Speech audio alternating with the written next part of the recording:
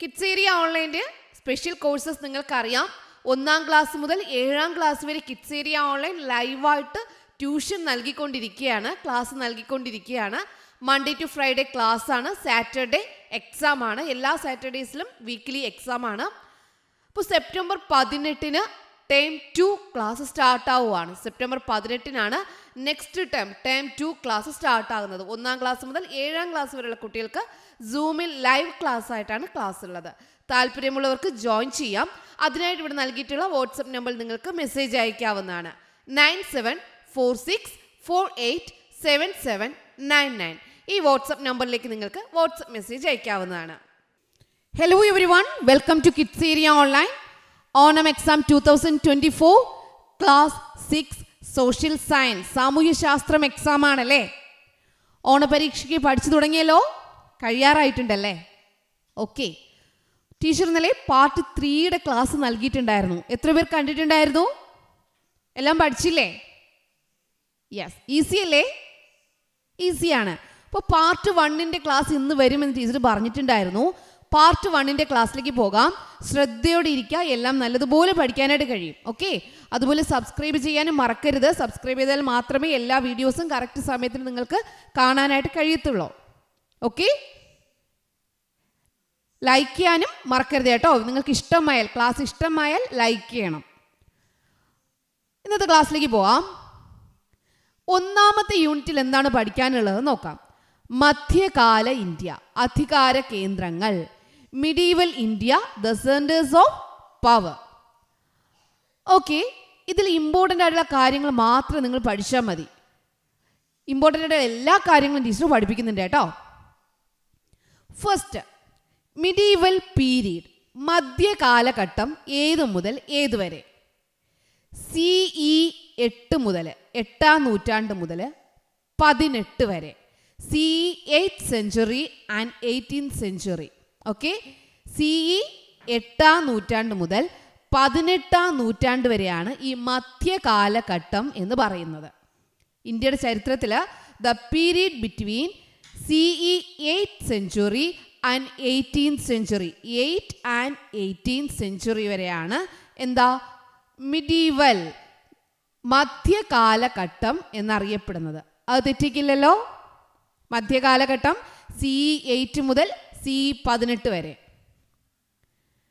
ഇനി ഡൽഹി അധികാര കേന്ദ്രത്തിൽ വരെയാണ്. CE 8 മുതൽ എന്ന് ടീച്ചർ പറഞ്ഞു. CE 8 മുതൽ രജപുത്ര വിഭാഗത്തിൽപ്പെട്ട തൊമര രാജാക്കന്മാരുടെ കാലത്താണ് ഡൽഹി ആദ്യമായി അധികാര കേന്ദ്രമാകുന്നത്. അപ്പോൾ ഡൽഹി ആദ്യമായിട്ട് അധികാര കേന്ദ്രമാകുന്നത് തൊമര രാജാക്കന്മാരുടെ കാലത്താണ്. ആരാണ്? തോമർ കിങ്സ്. തൊമര രാജാക്കന്മാരുടെ കാലത്താണ് ഡൽഹി ആദ്യമായിട്ട് അധികാര കേന്ദ്രമായിട്ട് മാറുന്നത്. ഡൽഹിയുടെ ആ കാലത്തുള്ള പേരാണ് ദില്ലിക. എന്താ? ദില്ലിക എന്ന് പറയുന്നത് ആരുടെ പേരായിരുന്നു? ഡൽഹിയുടെ പേരായിരുന്നു. ഡൽഹിയുടെ തൊമര രാജാക്കന്മാരുടെ കാലത്തുള്ള പേരെന്താ? ദില്ലിക. അപ്പോൾ ഡൽഹി അധികാര കേന്ദ്രമാക്കിയ ആദ്യത്തെ രാജാക്കന്മാർ ആരാ?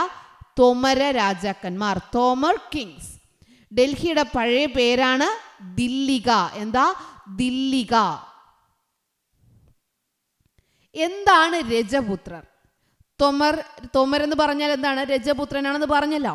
അപ്പൊ എന്താണ് രജപുത്രർ എന്ന് നോക്കാം. മധ്യ ഇന്ത്യയിലെയും വടക്കു പടിഞ്ഞാറേ ഇന്ത്യയിലെയും, അതായത് നമ്മുടെ ഇന്ത്യയുടെ ഭൂപടം എടുത്താൽ മധ്യ മുതൽ മുകളിലോട്ട്, മധ്യ ഇന്ത്യയിലെയും വടക്കു പടിഞ്ഞാറേ ഇന്ത്യയിലെയും ക്ഷത്രിയ വിഭാഗത്തിൽപ്പെട്ടവരാണ് രജപുത്രർ. മനസ്സിലായല്ലോ?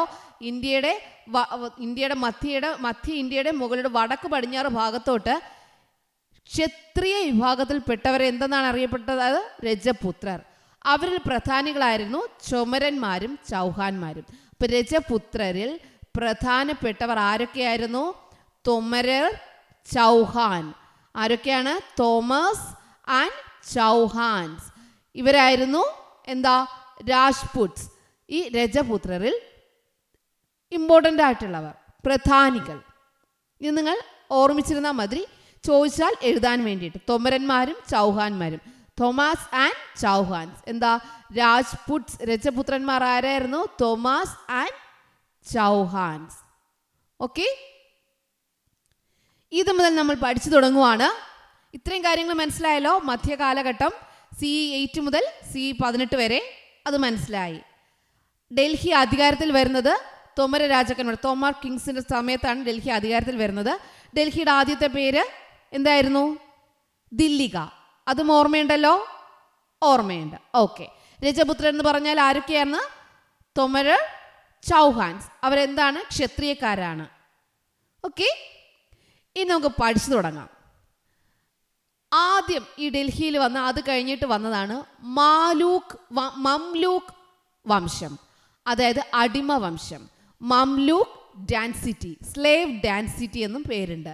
സ്ലേവ് ഡാൻസിറ്റി എന്നും മംലൂക്ക് ഡാൻസിറ്റി എന്നും പേരുണ്ട്. ആദ്യം നമുക്ക് ജസ്റ്റ് ഒന്ന് നോക്കാം, അത് കഴിഞ്ഞ് എക്സ്പ്ലെയിൻ ചെയ്തുതരാം കേട്ടോ. മംലൂക്ക് അല്ലെങ്കിൽ സ്ലേവ്, മംലൂക്ക് അല്ലെങ്കിൽ അടിമ വംശം. അവിടുത്തെ ആദ്യത്തെ രാജാവ് ആരായിരുന്നു? കുത്തബ്ദീൻ ഐബക്ക്. രണ്ടാമതാരായിരുന്നു? ഇൽത്തുമിഷ്. മൂന്നാമതാരായിരുന്നു? ബാൽബൻ.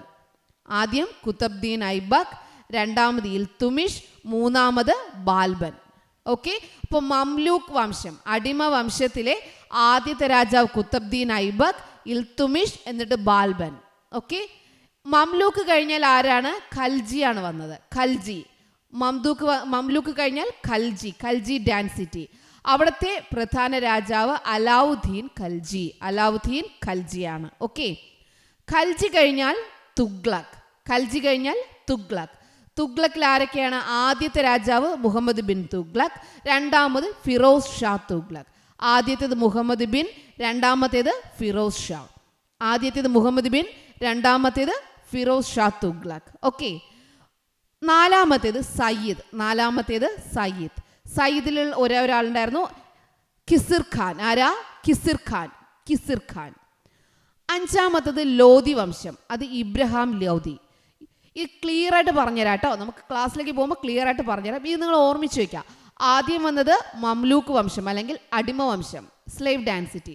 രണ്ടാമത് വന്നത് ഖൽജി, മൂന്നാമത് തുഗ്ലക്, നാലാമത് സയ്യിദ്, അഞ്ചാമത് ലോധി. 5 ഡാൻസിറ്റി, 5 വംശക്കാർ രാജ്യം ഭരിക്കാനായിട്ട് ഡൽഹി അധികാര കേന്ദ്രമാക്കി ഭരിച്ചു. ഓക്കെ, മംലൂക്ക് വംശത്തിൽ ആദ്യത്തെ രാജാവ് കുത്തബ്ദീൻ ഐബക്ക്, രണ്ടാമത്തേത് ഇൽത്തുമിഷ്, മൂന്നാമത്തേത് ബാൽബൻ. ഖൽജിയിൽ അലാവുദ്ദീൻ ഖൽജി. തുഗ്ലക്കിൽ 2 പേരുണ്ട്, മുഹമ്മദ് ബിൻ തുഗ്ലക്കും ഫിറോസ് ഷാ തുഗ്ലക്. സയ്യിദിൽ കിസിർ ഖാൻ, ലോധിയിൽ ഇബ്രാഹിം ലോധി. ഇനി നമുക്ക് മുന്നിലോട്ട് പോവാം. ഫസ്റ്റ് വൺ, മംലൂക്ക് വംശം, അതായത് അടിമ വംശം. മംലൂക്ക് ഡാൻസിറ്റി, സ്ലേവ് ഡാൻസിറ്റി. ഓക്കെ, സ്ലേവ് ഡാൻസിറ്റി ആണ് മംലൂക്ക് വംശം, അടിമ വംശം.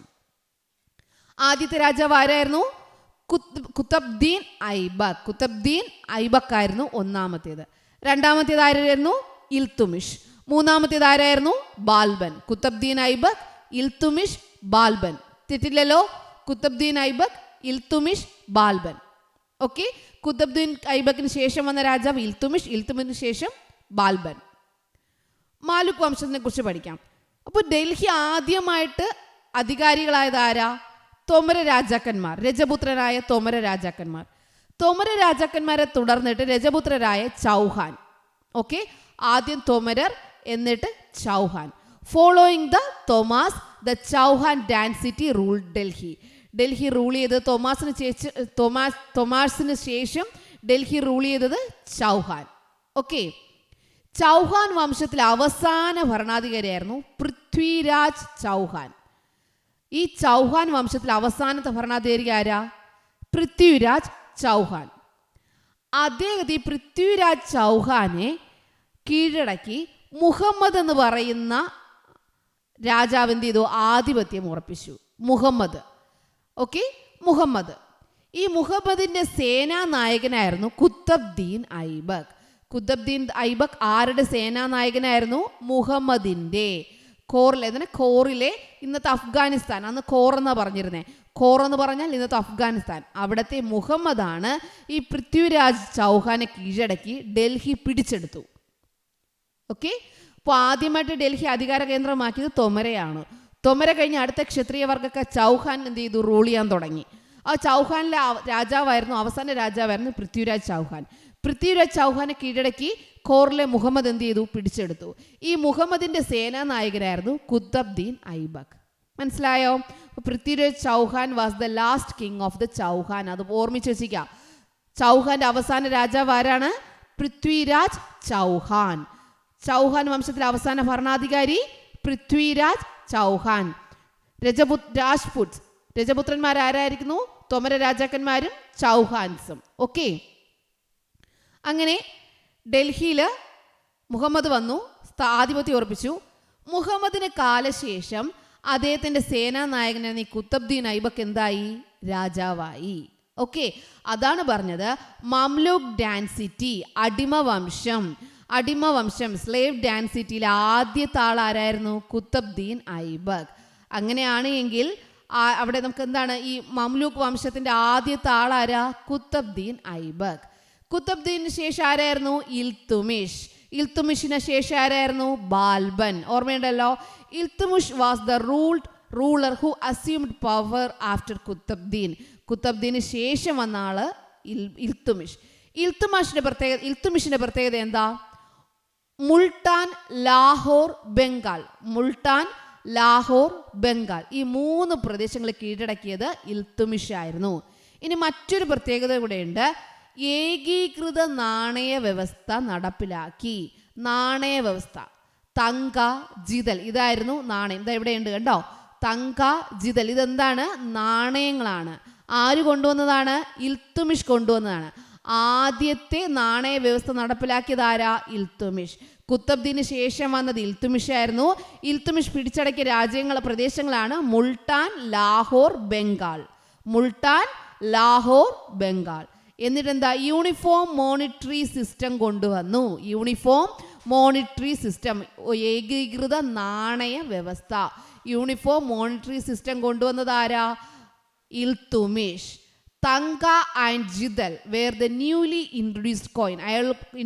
അയാൾ കൊണ്ടുവന്ന, ഈ ഇൽത്തുമിഷ് കൊണ്ടുവന്ന കോയിൻസ് ആണ് തങ്കയും ജിത്തലും. ഓക്കെ, തങ്ക, ജിതൽ ഇവ എന്താണ്? കോയിൻസ് ആണ്. ആര് കൊണ്ടുവന്നതാണ്? ഇൽത്തുമിഷ്. തെറ്റില്ലല്ലോ. ഇപ്പൊ ലാഹോറും ബംഗാളും മുൾട്ടാനൊക്കെ പിടിച്ചടക്കിയത് ആരാ? ഇൽത്തുമിഷ്. കുത്തബ്ദീന് ശേഷം വന്നതാണ് ഇൽത്തുമിഷ്. മുഹമ്മദിന്റെ സേനാനായകനായിരുന്നു കുത്തബ്ദീൻ ഐബക്ക്. അതൊക്കെ ഓർമ്മയുണ്ടല്ലോ. ചൗഹാന്റെ അവസാന രാജാവ് പൃഥ്വിരാജ് ചൗഹാൻ. തോമറിന് ശേഷം ചൗഹാൻ വന്നു. ചൗഹാന്റെ അവസാന രാജാവ് പൃഥ്വിരാജ് ചൗഹാനും ഖോറിലെ മുഹമ്മദ് എന്ത് ചെയ്തു? തോൽപ്പിച്ചു. മുഹമ്മദിന്റെ സേനാനായകനായിരുന്ന കുത്തബ്ദീൻ എന്ത് ചെയ്തു? മുഹമ്മദിന് ശേഷം രാജാവായി. കുത്തബ്ദീൻ ഐബക്കിന് ശേഷം ഇൽത്തുമിഷിന് ശേഷം ആരാ? ബാൽബൻ. ഓക്കെ, ഇതിനിടയിൽ ഒരാളുണ്ട്. ഇൽത്തുമിഷിന്റെ മകളാണ് സുൽത്താന റസിയ. എന്താ? സുൽത്താന റസിയ ഭരണത്തിൽ വന്നു. ഏക വനിതാ ഭരണാധികാരി. പക്ഷെ എന്ത് ചെയ്തു? അധികാരം നഷ്ടപ്പെട്ടു. അവിടെ ചില പ്രഭുക്കന്മാർ എതിരായതോടുകൂടി സുൽത്താന റസിയയ്ക്ക് അധികാരം നഷ്ടപ്പെട്ടു. സുൽത്താന റസിയ ഈ ഇൽത്തുമിഷിന്റെ മകളായിരുന്നു. ഇൽത്തുമിഷിന്റെ മകളായ സുൽത്താന റസിയയ്ക്കാണ് അധികാരം കിട്ടേണ്ടത്. ഏക വനിതാ ഭരണാധികാരിയും സുൽത്താന റസിയയായിരുന്നു കേട്ടോ. ഏക വനിതാ ഭരണാധികാരിയും Sultana റസിയയായിരുന്നു. Delhi സുൽത്താനേറ്റിലെ only woman ruler of the Delhi Sultanate ആരാ? സുൽത്താന റസിയ. ആരാ? സുൽത്താന റസിയ. ഓക്കെ, എന്നാൽ റസിയയ്ക്ക് അധികാരം നഷ്ടപ്പെട്ടു. അങ്ങനെ വന്നതാണ് ആരാ? ബാൽബൻ. രണ്ടാമത്തെ വംശം ഏതാ? മംലൂക്ക് വംശം. സ്ലേവ് ഡാൻസിറ്റി കഴിഞ്ഞു. ഖൽജി വംശം. ആരാ? ഖൽജി വംശത്തിലെ ഏക ഭരണാധികാരി ആരാ? അലാവുദ്ദീൻ ഖിൽജി. ആരാ? ഖൽജി ഡാൻസിറ്റിയിലെ ഒരേ ഒരു രാജാവ് ആരാ? അലാവുദ്ദീൻ്റെ അത്ഭുത വിളക്കല്ല, അലാവുദ്ദീൻ ഖൽജി. ഓക്കെ, അലാവുദ്ദീൻ ഖൽജി നോക്കാം. അലാവുദ്ദീൻ ഖൽജി ഗുജറാത്താണ് അങ്ങ് ആദ്യം കീഴടക്കിയത്. ഇവിടെ വന്ന് എന്ത് ചെയ്തു? ഗുജറാത്ത്, ലാഹോറും ബംഗാളും ഒക്കെ നമ്മുടെ ഇൽത്തുമിഷ് കൈക്കലാക്കി. അത് കഴിഞ്ഞ് ഗുജറാത്തിൽ എന്താ ചെയ്തു? നമ്മുടെ ആര് വന്നു? അലാവുദ്ദീൻ ഖിൽജി വന്ന് ഗുജറാത്താണ് ആദ്യം കീഴടക്കിയത്. കാരണം എന്താ? ഗുജറാത്ത് നിറച്ച് തുറമുഖങ്ങൾ ഉണ്ടായിരുന്നു. ഗുജറാത്തിലെ തുറമുഖങ്ങൾ എന്ത് ചെയ്തു? ഈ അലാവുദ്ദീൻ ഖിൽജിയുടെ നിയന്ത്രണത്തിലായി. അങ്ങനെ ഈ തുറമുഖങ്ങൾ വഴി മികച്ച ഇനം കുതിരകളെ എന്ത് ചെയ്തു? ഇറക്കുമതി ചെയ്തു. he could import fine horses from Iraq through these ports. ഈ അലാവുദ്ദീൻ ഖിൽജി ആദ്യം ഗുജറാത്ത് പിടിച്ചെടുത്തു. Gujarat was the first region that came under his control. അദ്ദേഹത്തിൻ്റെ നിയന്ത്രണത്തിൽ വന്ന, ഈ അലാവുദ്ദീൻ ഖിൽജിയുടെ നിയന്ത്രണത്തിൽ വന്ന ആദ്യത്തെ സ്ഥലം ഏതാ? ഗുജറാത്തായിരുന്നു. ആദ്യത്തെ പ്രദേശം ഗുജറാത്തായിരുന്നു. ഈ ഗുജറാത്തിൽ വന്നപ്പോൾ പിടിച്ചെടുത്തപ്പോൾ ഗുജറാത്തിലെ സീ പോർട്ട്സ്, തുറമുഖങ്ങളിൽ എന്ത് ചെയ്തു? Under the control of Alauddin Khilji, Alauddin ഖിൽജിയുടെ കീഴിൽ വന്നു. അത് കഴിഞ്ഞപ്പോൾ എന്താ ചെയ്തത്? ഇറാഖിൽ നിന്ന് ഫൈൻ ഹോഴ്സിനെ ഇമ്പോർട്ട് ചെയ്ത്, ഫൈൻ കോഴ്സ്, മികച്ച ഇനം കുതിരകൾ ഇറക്കുമതി ചെയ്തു. എന്തിനു വേണ്ടിയിട്ടാ? സൈന്യത്തിന് കുതിര വേണ്ടേ? യെസ്, ഇങ്ങനെ കുതിരകളെ എന്ത് ചെയ്തു? ഇറക്കുമതി ചെയ്തു. അങ്ങനെ സൈന്യത്തെ ശക്തിപ്പെടുത്തി. അങ്ങനെ തെക്കേ ഇന്ത്യയിലും പടിഞ്ഞാറ് ഇന്ത്യയിലുമുള്ള പ്രദേശങ്ങൾ ഈ അലാവുദ്ദീൻ ഖിൽജി തൻ്റെ നിയന്ത്രണത്തിലാക്കി. അപ്പോൾ ഖൽജിയിലുള്ള ഏക ആള് അലാവുദ്ദീൻ ഖൽജിയാണ്. അലാവുദ്ദീൻ ഖൽജി വന്ന് എന്ത് ചെയ്തു? ഗുജറാത്ത് കീഴടക്കി. ഗുജറാത്ത് പിടിച്ചെടുത്തപ്പോൾ ഗുജറാത്തിൽ നിറയെ തുറമുഖങ്ങൾ ഉണ്ടായിരുന്നു. ഈ തുറമുഖങ്ങളിലൂടെ എന്ത് ചെയ്തു? ഇറാഖിൽ നിന്ന് മികച്ചയിനം കുതിരകളെ ഇറക്കുമതി ചെയ്തു. അങ്ങനെ സൈന്യത്തെ ശക്തിപ്പെടുത്തി. മനസ്സിലായല്ലോ? Gujarat was the first region that came under his control. With the conquest of Gujarat, the seaports came under the control of Alauddin Khilji. He could import fine horses from Iraq through these ports. Okay, അങ്ങനെ military power എന്ത് ചെയ്തു? Strengthen ചെയ്തു, ശക്തി കൂട്ടി. Okay, Alauddin ഖൽജിയെ കുറിച്ച് പഠിച്ചോ? മംലൂക്ക് വംശം, slave ഡാൻസിറ്റി. അവിടെ Qutbuddin Aibak, Iltutmish, Balban. Next ആരാണ്? ഖൽജി. അവിടുത്തെ ആളാരാണ്? അലാവുദ്ദീൻ ഖൽജി. മൂന്നാമത് പോകാം, തുഗ്ലക് വംശം, തുഗ്ലക് ഡാൻസിറ്റി. രണ്ടുപേരുണ്ട്. ആരൊക്കെയാ? മുഹമ്മദ് ബിൻ തുഗ്ലക്, ഫിറോസ് ഷാ തുഗ്ലക്. ആദ്യം വന്നത് മുഹമ്മദ് ബിൻ തുഗ്ലക്കിന്റെ കാലശേഷം ഫിറോസ് ഷാ തുഗ്ലക്. മുഹമ്മദ് ബിൻ തുഗ്ലക്, ഫിറോസ് ഷാ തുഗ്ലക്. ഓക്കെ, ഇവരെന്താ ചെയ്തതെന്ന് നോക്കാം. ഖൽജി വംശത്തെ തുടർന്ന് വന്നവരാണ് തുഗ്ലക് വംശം. Khalji dynasty was succeeded by Tughlaq dynasty. അതിലെ പ്രധാന ഭരണാധികാരി മുഹമ്മദ് ബിൻ തുഗ്ലക് എന്ത് ചെയ്തെന്നറിയാവോ? ഇതുവരെ എല്ലാവരും ഡൽഹി ആയിരുന്നു തലസ്ഥാനമായിട്ട് വെച്ചിരുന്നത് അല്ലേ? അവിടെ നിന്ന് നേരെ ദേവഗിരിയിലോട്ട് മാറ്റി. ആ ദേവഗിരിക്ക് ദൗലത്താബാദ് എന്ന് പേരും കൊടുത്തു. മുഹമ്മദ് ബിൻ തുഗ്ലക് തലസ്ഥാനം ഡൽഹിയിൽ നിന്ന് എങ്ങോട്ടേക്ക് മാറ്റി? ദേവഗിരിയിലോട്ട് മാറ്റി. ദേവഗിരിയുടെ പേരെന്താക്കി മാറ്റി? ദൗലത്താബാദ്. അപ്പോൾ മുഹമ്മദ് ബിൻ തുഗ്ലക്ക് വന്ന് എന്താ ചെയ്തേ? തുഗ്ലക് വംശത്തിലെ മുഹമ്മദ് ബിൻ തുഗ്ലക്ക് വന്നിട്ട് എന്ത് ചെയ്തു? ആദ്യം ചെയ്തത് shifted the capital from Delhi two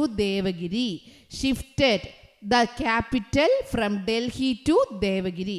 and rename ചെയ്തു. എന്തായിട്ടാ? ദൗലത്താബാദ്. എന്തായിട്ട് റീനെയിം ചെയ്തു? ദൗലത്താബാദ്. ഓക്കെ, തലസ്ഥാനം ഡൽഹിയിൽ നിന്ന് ദേവഗിരിയിലോട്ട് മാറ്റി ദൗലത്താബാദ് എന്ന് പേര് നൽകി. ആരായിരുന്നു? തുഗ്ലക്കിലെ ആദ്യത്തെ ആളായ മുഹമ്മദ് ബിൻ തുഗ്ലക്. അദ്ദേഹത്തിന്റെ ശേഷം ആര് വന്നു? ഫിറോസ് ഷാ തുഗ്ലക്. ഓക്കെ, അടുത്ത് പഠിക്കാനുള്ളത് സയ്യിദ് വംശം. സയ്യിദ് ഖിസിർ ഖാനാണ് മെയിൻ ആള്. ഓക്കെ, ഖിസിർ ഖാൻ. ഈ തുഗ്ലക്ക് കഴിഞ്ഞതോടുകൂടി സയ്യിദും ലോധിയും വന്നു. ഇവർ രണ്ടുപേരും വലിയ സ്ട്രോങ് അല്ലായിരുന്നു. ഇതുവരെയുള്ളവരെല്ലാം 3 പേര് സ്ട്രോങ് ആയിരുന്നു. ഈ സയ്യിദും ലോധിയും സ്ട്രോങ് അല്ലായിരുന്നു. അപ്പോൾ തുഗ്ലക്കിന് ശേഷം സയ്യിദ് വന്നു. ആരായിരുന്നു മെയിൻ ആൾ? ഖിസിർ ഖാൻ.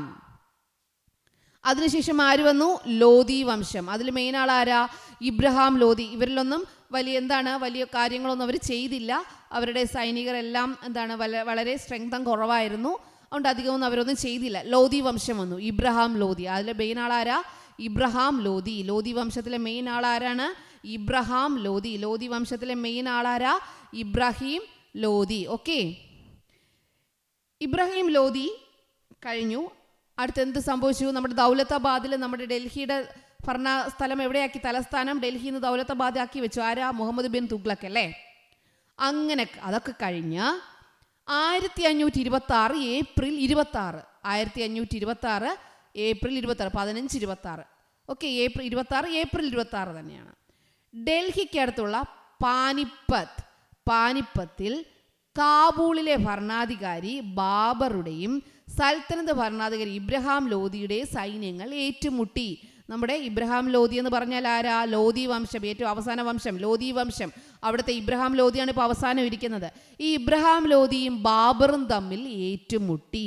ഇബ്രാഹിം ലോധിയെ തോൽപ്പിച്ചു, ബാബർ എന്ത് ചെയ്തു? ഡൽഹി പിടിച്ചെടുത്തു. അപ്പോൾ ഇബ്രാഹിം ലോധി അവസാന വംശം ഇബ്രാഹിം ലോധി ആയിരുന്നു. ഇബ്രാഹിം ലോധിയെ അവിടെ നിന്ന് തോൽപ്പിച്ചിട്ട് ആര് പിടിച്ചെടുത്തു? ആരാ? ബാബർ. ഇതാണ് ഒന്നാം പാനിപ്പത്ത് യുദ്ധം. പാനിപ്പത്തിലാണ് നടന്നത് കേട്ടോ. പാനിപ്പത്ത് യുദ്ധം ആരൊക്കെ തമ്മിൽ? ബാബറും ഇബ്രാഹിം ലോധിയും. പാനിപ്പത്ത് യുദ്ധം ആരൊക്കെ തമ്മിൽ? ബാബറും ഇബ്രാഹിം ലോധിയും. അതിൽ ആര് പരാജയപ്പെട്ടു? ഇബ്രാഹിം ലോധി പരാജയപ്പെട്ടു. അതെങ്ങനെ നമുക്ക് എളുപ്പത്തിൽ ഓർമ്മിച്ച് വെച്ചിരിക്കാം? അവസാന വംശം ആരായിരുന്നു? ലോധി വംശം. ലോധി വംശത്തിലെ ഭരണാധികാരി ആരാ? ഇബ്രാഹിം ലോധി. അപ്പോൾ ഇബ്രാഹിം ലോധി അവസാനം അവിടെ സ്ട്രോങ് അല്ലായിരുന്നു. അപ്പോൾ അവിടെ ബാബർ വന്നു. എവിടെയാ? പാനിപ്പത്തിൽ കാബൂളിലെ ഭരണാധികാരിയായ ബാബർ. പാനിപ്പത്ത് യുദ്ധം അത് ഓർമ്മിച്ച് വയ്ക്കുക. പാനിപ്പത്ത് യുദ്ധം ഡൽഹിക്ക് അടുത്താണ് ഈ പാനിപ്പത്ത് കേട്ടോ. ഡൽഹിക്ക് അടുത്തുള്ള പാനിപ്പത്ത് അഫ്ഗാനിസ്ഥാനാണ്. ഓക്കെ, അവിടുത്തെ ഭരണാധികാരി ബാബർ എന്ത് ചെയ്തു? ഇബ്രാഹിം ലോധിയായിട്ട് ഏറ്റുമുട്ടി. ഇബ്രാഹിം ലോധി സ്ട്രോങ് അല്ലാത്തത് കൊണ്ട് ബാബർ ഡൽഹി പിടിച്ചെടുത്തു. എങ്ങനെയാണ് പിടിച്ചെടുത്തതെന്ന് അറിയാവോ? ഈ ബാബറുടെ സൈന്യത്തിന് പീരങ്കിയും വെടിമരുന്നും ഉപയോഗിച്ചു.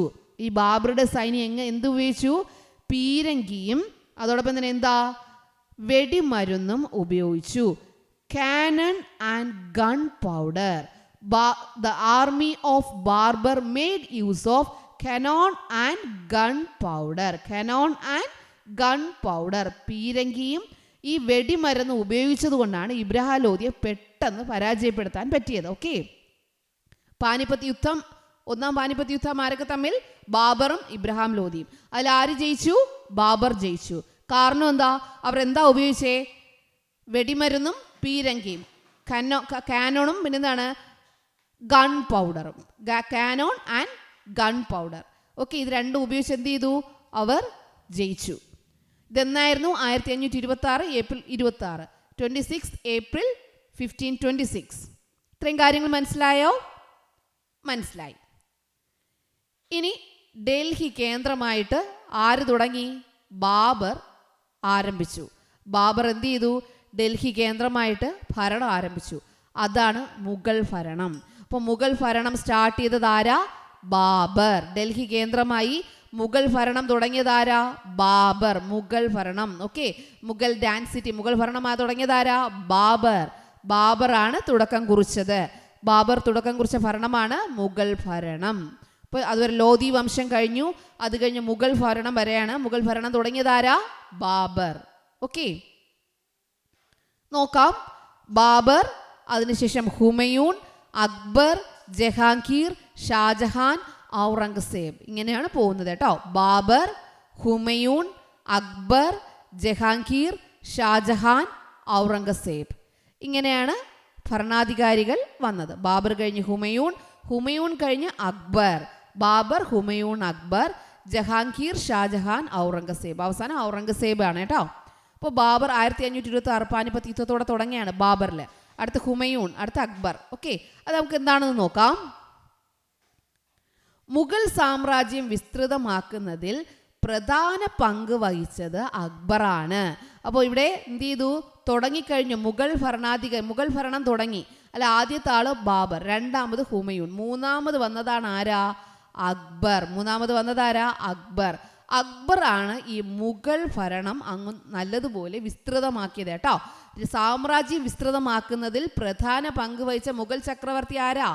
Akbar. Okay, Akbar played an important role in the expansion of the Mughal Empire. Expansion of the Mughal Empire ആരാ? അക്ബർ. അതിനുവേണ്ടി പ്രവർത്തിച്ചത് ആരാ? അക്ബർ. അപ്പോൾ ബാബറാണ് മുഗൾ തുടങ്ങിയത്, അതറിയാലോ. ഇനി ഈ അക്ബർ വേറൊരു കാര്യം കൂടി കൊണ്ടുവന്നു, മൻസബ്ദാരി സമ്പ്രദായം. എന്താണ് മൻസബ്ദാരി? എന്താ കൊണ്ടുവന്നേ? മൻസബ്ദാരി. മൻസബ്ദാരി എന്ന് പറഞ്ഞാൽ എന്താണെന്നറിയാവോ? ഓരോ ഉദ്യോഗസ്ഥനും തങ്ങളുടെ കീഴിൽ ഒരു നിശ്ചിത എണ്ണം സൈനികരെ നിലനിർത്താൻ ബാധ്യസ്ഥരായിരുന്നു. അതായത് അവിടുത്തെ ഓരോ ഉദ്യോഗസ്ഥൻ്റെയും കീഴിൽ സൈനികർ നിർത്തണം. ഓരോ ഉദ്യോഗസ്ഥൻ്റെ കീഴിലും എന്ത് വേണം? നമ്പർ ഓഫ് സോൾജിയേഴ്സ് വേണം. അപ്പോൾ every officer was liable to maintain a specific number of soldiers. Every officer, എല്ലാ ഉദ്യോഗസ്ഥൻ്റെ കീഴിലും എന്ത് വേണം? Specific number of soldiers. അവർ പറഞ്ഞിട്ടുള്ള സ്പെസിഫിക് നമ്പർ ഓഫ് സോൾജേഴ്സ് കൂടെ നിർത്തിയിരിക്കണം. ഈ മൻസബ്ദാരി എന്ന് പറഞ്ഞാൽ ഓരോ ഓഫീസേഴ്സിൻ്റെ കീഴിലും ഓരോ ഉദ്യോഗസ്ഥൻ്റെ കീഴിലും നിശ്ചിത എണ്ണം സൈനികരെ നിലനിർത്തുക എന്നുള്ളതാണ് മൻസബ്ദാരി സമ്പ്രദായം. എന്താ മൻസബ്ദാരി എന്ന് പറഞ്ഞാൽ every officer was liable to maintain a specific number of soldiers. Okay, ഇപ്പൊ മൻസബ്ദാരി കൊണ്ടുവന്നതാരാ? അക്ബർ. അക്ബർ. മുഗൾ ഭരണത്തിന്റെ സാമ്രാജ്യം വിസ്തൃതമാക്കിയതാരാ? അക്ബർ. അപ്പോൾ മുഗൾ സാമ്രാജ്യം വിസ്തൃതമാക്കിയത് അക്ബറാണ്. മൻസബ്ദാരി സമ്പ്രദായം കൊണ്ടുവന്നതും അക്ബറാണ്. അപ്പോൾ expansion of the Mughal empire അക്ബറാണ്. മൻസബ്ദാരി എന്നറിയപ്പെടുന്ന ആ ഒരു സിസ്റ്റം കൊണ്ടുവന്നതും അക്ബറാണ്. എന്താണ് മൻസബ്ദാരി? എവറി ഓഫീസർ, ഓരോ ഉദ്യോഗസ്ഥൻ്റെയും കീഴിൽ സ്പെസിഫിക് നമ്പർ ഓഫ് സോൾജേഴ്സ്, നിശ്ചിത എണ്ണം സൈനികർ വേണം. അതാണ് മൻസബ്ദാരി. ഓക്കെ, അടുത്തതിലോട്ട് പോകാം. ഇത് അക്ബർ പിടിച്ചെടുത്ത സ്ഥലങ്ങളൊക്കെയാണ്. അക്ബർ ഭരിച്ച സ്ഥലങ്ങളാണ്. അക്ബറിൻ്റെ കാലഘട്ടത്തിലെ ഇന്ത്യ, മുൾട്ടാൻ, ഡൽഹി, അതൊക്കെ നേരത്തെ പിടിച്ചെടുത്തിരുന്ന അതെല്ലാം ചേർത്ത് ഒരു ഇന്ത്യയായിട്ട് വരെയാണ് കേട്ടോ. ഇതിങ്ങനെ പിടിച്ചെടുത്ത് വരെയാണ്. അക്ബർ നാമ ഐൻ ഇ അക്ബരി. എന്താണ് അക്ബർ നാമ ആൻഡ് ഐൻ ഇ അക്ബരി എന്ന് നമുക്ക് നോക്കാം. ഈ അക്ബറുടെ കൊട്ടാരത്തിൽ ഒരു അബുൾ ഫസൽ എഴുതിയ ഒരു ചരിത്ര കൃതി ഉണ്ടായിരുന്നു. അക്ബറിൻ്റെ കാലത്തെക്കുറിച്ച്. അക്ബറിൻ്റെ കൊട്ടാരത്തിൽ ജീവിച്ചിരുന്ന അബുൾ ഫസൽ, പേരെന്താ? അബുൾ ഫസൽ. അക്ബർ നാമ എന്ന് പറയുന്നത് ഈ അക്ബറുടെ കൊട്ടാരത്തിൽ ഒരാളുണ്ടായിരുന്നു. ആരാ? Abul Fazal, the courtier of Akbar. അക്ബറിൻ്റെ കൊട്ടാരത്തിൽ ജീവിച്ചിരുന്ന ഒരു അബുൾ ഫസൽ എഴുതിയ ചരിത്ര കൃതിയാണ് അക്ബർ നാമ. അക്ബറിൻ്റെ കൊട്ടാരത്തിൽ ജീവിച്ചിരുന്ന അബുൾ ഫസൽ എഴുതിയ ചരിത്ര കൃതിയാണ് അക്ബർ നാമ. ഈ അക്ബർ നാമ എന്ന കൃതിക്ക് 3 ഭാഗങ്ങളുണ്ട്. അക്ബർ നാമ എന്ന് പറഞ്ഞാൽ 3 പാർട്ട് ഉണ്ട് കേട്ടോ. First volume, second volume, third volume. അങ്ങനെ ഫസ്റ്റ് വോളിയം എന്ന് പറയുന്നത് അക്ബറുടെ മുൻഗാമി, അതായത് അക്ബറിന് മുമ്പുള്ള ആൾക്കാരെ കുറിച്ച്. രണ്ടാം ഭാഗം അക്ബറുടെ ഭരണകാലം, അക്ബർ ഭരിച്ച കാലത്തെക്കുറിച്ച്. മൂന്നാം ഭാഗം അക്ബറുടെ ഭരണ സംവിധാനം. അങ്ങനെ 3 ഭാഗമാണുള്ളത്. ഈ മൂന്നാമത്തെ ഭാഗം അക്ബറുടെ ഭരണ സംവിധാനത്തെക്കുറിച്ച് പറയുന്ന മൂന്നാമത്തെ ഭാഗമാണ്, തേർഡ് വോളിയമാണ് ഐൻ ഇ അക്ബരി. ഐൻ ഇ അക്ബരി എന്ന് പറയുന്നത് എന്താണ്? Third volume. അതിനകത്ത് അക്ബർ അഡ്മിനിസ്ട്രേഷനെ കുറിച്ചാണ് പറഞ്ഞിരിക്കുന്നത്. അക്ബേഴ്സ് അഡ്മിനിസ്ട്രേഷൻ ഉള്ള തേർഡ് വോളിയമാണ് ഐൻ ഇ അക്ബരി എന്ന് പറയുന്നത്. ഓക്കെ, അപ്പോൾ അക്ബറുടെ കൊട്ടാരത്തിൽ ജീവിച്ചിരുന്ന അബുൾ ഫസൽ എഴുതിയ ചരിത്ര കൃതിയാണ് അക്ബർ നാമ. അക്ബർ നാമ എന്ന് പറയുന്നത് is a work on history, ചരിത്രകൃതി, റിട്ടൺ ബൈ അബുൾ ഫാസൽ എഴുതിയ കോർട്ടിയർ ഓഫ് അക്ബർ, അക്ബറിൻ്റെ കൊട്ടാരത്തിലുണ്ടായിരുന്നത്. ഈ അക്ബർ നാമയ്ക്ക് എത്ര വോളിയം ഉണ്ട്? 3 വോളിയം, 3 ഭാഗം.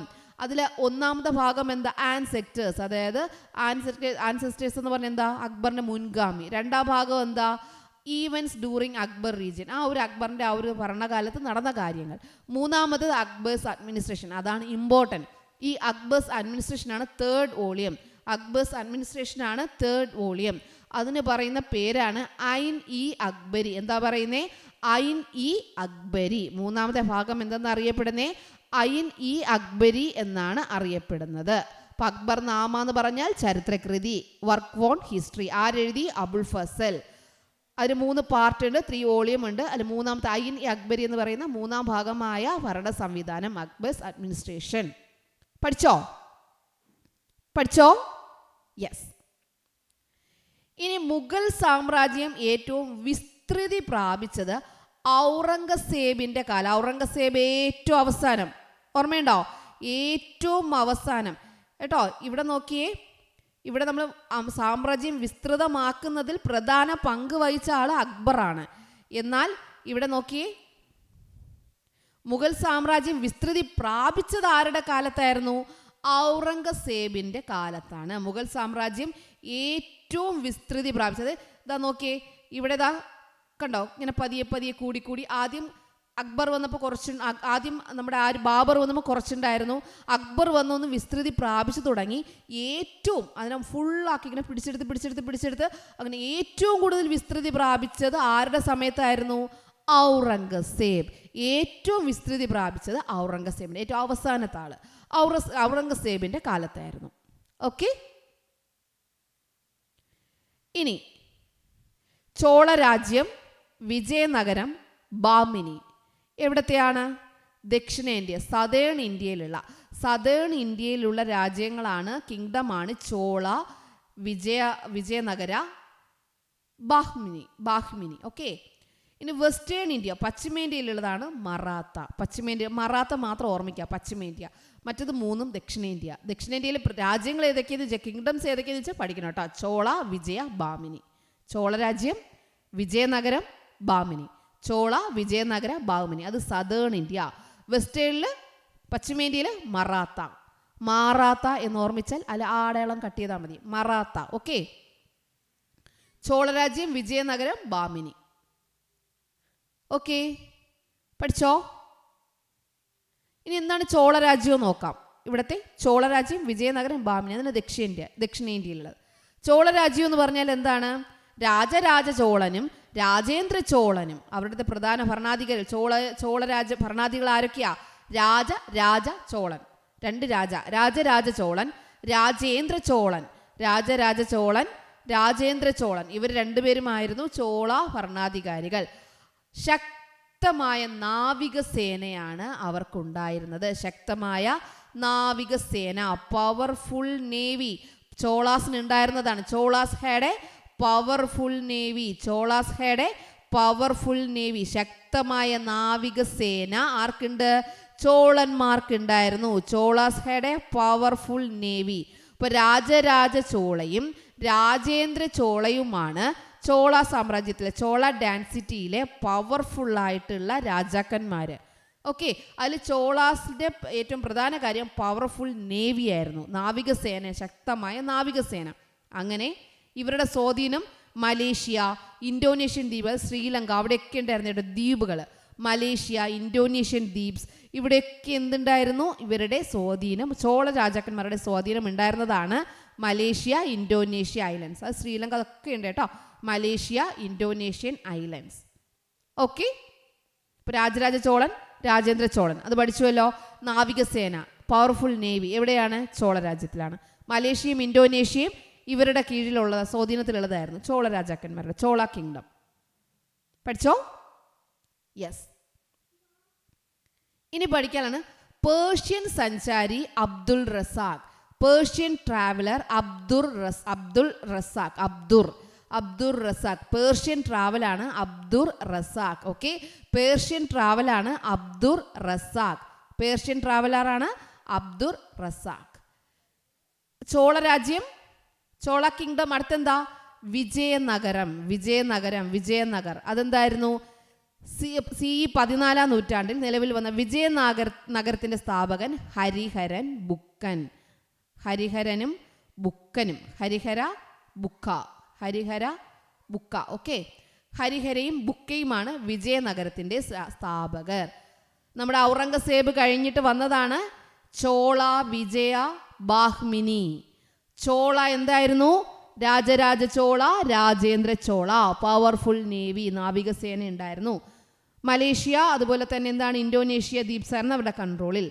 അടുത്ത് വിജയനഗരത്തിന്റെ സ്ഥാപകൻ ഹരിഹരനും ബുക്കനും. അവിടുത്തെ പ്രധാന ഭരണാധികാരി കൃഷ്ണദേവരായർ. വിജയനഗരത്തിന്റെ സ്ഥാപകരാണ് ഹരിഹരനും ബുക്കനും. സ്ഥാപകർ ആരാണ്? ഹരിഹര, ബുക്ക. എന്നാൽ അവിടുത്തെ മേജർ റൂളർ ആരായിരുന്നു? വിജയനഗരിലെ മേജർ റൂളർ കൃഷ്ണദേവരായറായിരുന്നു വിജയനഗര സാമ്രാജ്യത്തിലെ പ്രധാന ഭരണാധികാരി. വിജയനഗര രാജ്യത്തിലെ പ്രധാന ഭരണാധികാരി ആരാ? കൃഷ്ണദേവരായർ. മേജർ റൂളർ ആരാ?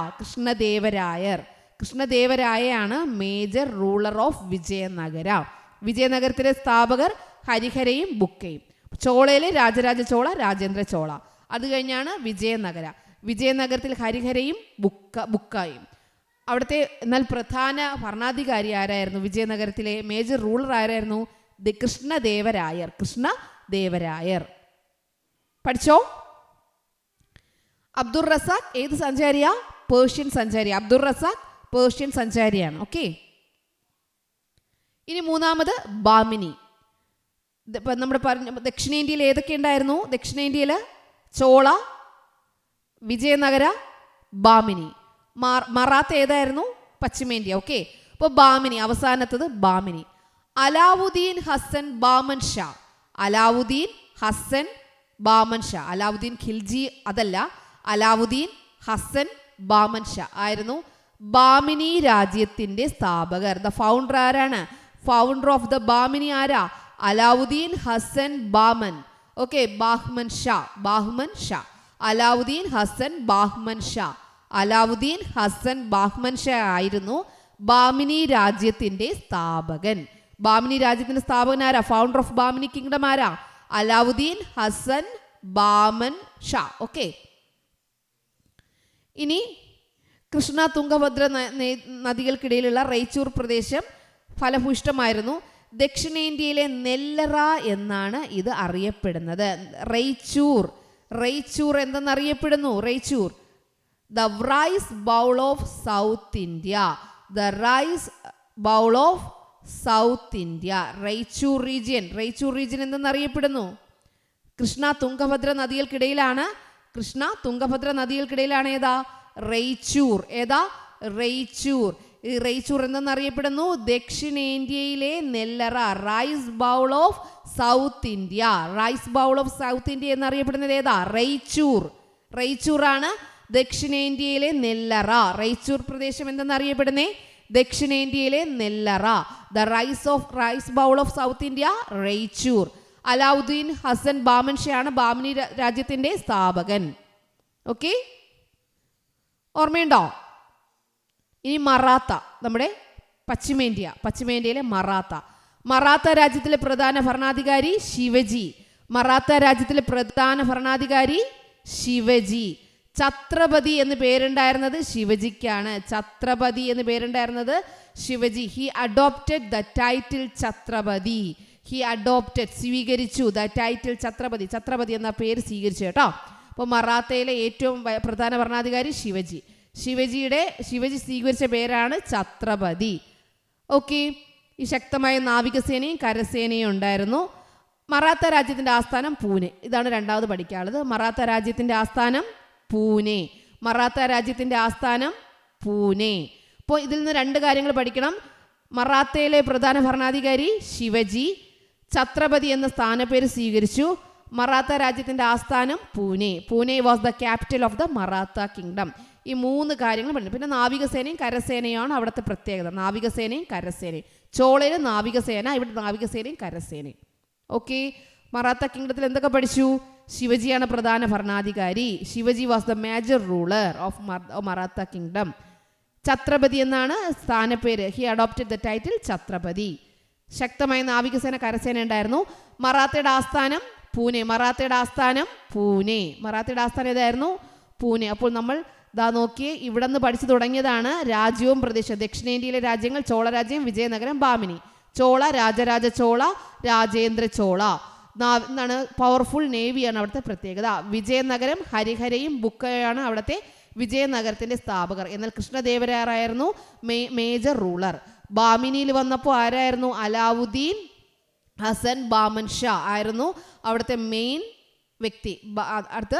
അവിടുത്തെ പ്രധാന കാര്യം കൃഷ്ണ തുംഗഭദ്ര നദികൾക്കിടയിലുള്ള എന്താണ്? റൈച്ചൂർ എന്നറിയപ്പെട്ടു. Rice bowl of southern India. ദക്ഷിണേന്ത്യയിലെ നെല്ലറ എന്നറിയപ്പെട്ടു. അടുത്ത് പശ്ചിമേന്ത്യയിലെ മറാത്ത. മറാത്തയിലെ ഏറ്റവും പ്രധാനപ്പെട്ട ആളാരായിരുന്നു? ശിവജി.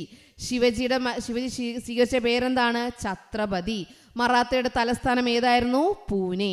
അങ്ങനെ ഇത്രയും കാര്യങ്ങൾ നമ്മൾ പഠിച്ചെടുത്തു. ഓക്കെ, പഠിച്ചല്ലോ? പഠിച്ചില്ലേ? ഇതുവരെ പഠിച്ചില്ലേ? യെസ്. അപ്പോൾ ആ ചാപ്റ്റർ ഫുൾ കംപ്ലീറ്റ് ചെയ്തു. എല്ലാ ടോപ്പിക്സും നല്ലതുപോലെ ടീച്ചർ പഠിപ്പിച്ചു എന്നാണ് ടീച്ചർ വിശ്വസിക്കുന്നത്. നിങ്ങൾക്ക് ഇഷ്ടമായ ആ വീഡിയോ ലൈക്ക് ചെയ്യാം കേട്ടോ, സബ്സ്ക്രൈബും ചെയ്യാം. Okay children, bye bye, thank you. Kids area ഓൺലൈൻ്റെ സ്പെഷ്യൽ കോഴ്സസ് നിങ്ങൾക്കറിയാം. 1ാം ക്ലാസ് മുതൽ 7ാം ക്ലാസ് വരെ കിഡ്സ് ഏരിയ ഓൺലൈൻ ലൈവായിട്ട് ട്യൂഷൻ നൽകിക്കൊണ്ടിരിക്കുകയാണ്, ക്ലാസ് നൽകിക്കൊണ്ടിരിക്കുകയാണ്. മൺഡേ ടു ഫ്രൈഡേ ക്ലാസ് ആണ്, സാറ്റർഡേ എക്സാം ആണ്. എല്ലാ സാറ്റർഡേസിലും വീക്ക്ലി എക്സാം ആണ്. അപ്പോൾ സെപ്റ്റംബർ 18 ടേം 2 ക്ലാസ് സ്റ്റാർട്ട് ആവുകയാണ്. September 18 next term 2 class start ആകുന്നത്. 1-ാം ക്ലാസ് മുതൽ 7-ാം ക്ലാസ് വരെയുള്ള കുട്ടികൾക്ക് സൂമിൽ ലൈവ് ക്ലാസ് ആയിട്ടാണ് ക്ലാസ് ഉള്ളത്. താല്പര്യമുള്ളവർക്ക് ജോയിൻ ചെയ്യാം. അതിനായിട്ട് ഇവിടെ നൽകിയിട്ടുള്ള വാട്സപ്പ് നമ്പറിൽ നിങ്ങൾക്ക് മെസ്സേജ് അയക്കാവുന്നതാണ്. 9746487799. ഈ വാട്സപ്പ് നമ്പറിലേക്ക് നിങ്ങൾക്ക് വാട്സപ്പ് മെസ്സേജ് അയക്കാവുന്നതാണ്.